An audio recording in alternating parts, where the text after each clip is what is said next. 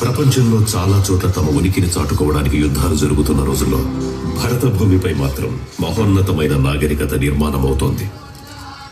ఇక్కడ అన్ని మతాల వారు ఒకే కుటుంబంలో ఉండేవారు. కానీ ఈ పవిత్ర భూమిపై ఆక్రమణదారుల కన్నుపడింది. 16వ శతాబ్దంలో పానిపట్ యుద్ధంలో గెలిచి ఢిల్లీ కోటపై ముఘల్ సుల్తాన్ల జెండా రెపరెపలాడింది. ఆ సమయంలో ఎందరో రాజులు కొన ఊపిరితో కొట్టుమిట్టాడుతున్న తమ రాజ్యాన్ని కాపాడుకోవడంలో నిమగ్నమయ్యారు.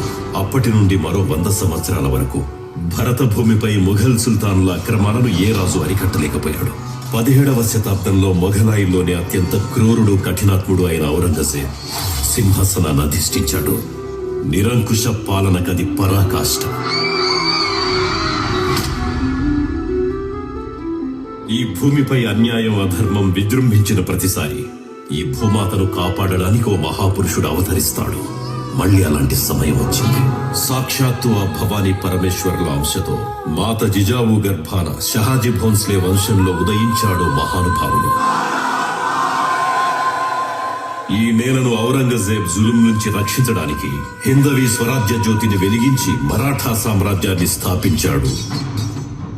మన భరత భూమిగాంచిన మహానాయకుడు ఛత్రపతి శివాజీ మహారాజ్.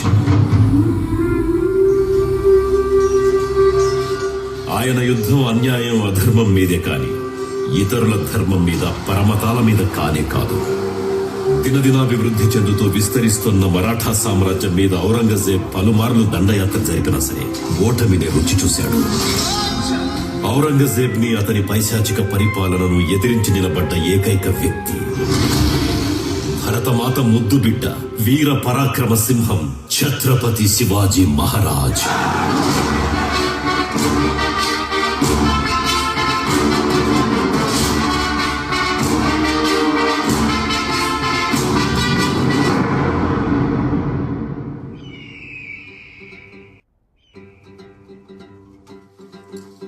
బెంగాల్ నుండి షాహిస్తా ఖాన్ ఎంతో అమూల్యమైన కానుక పంపారు ఆనంద్.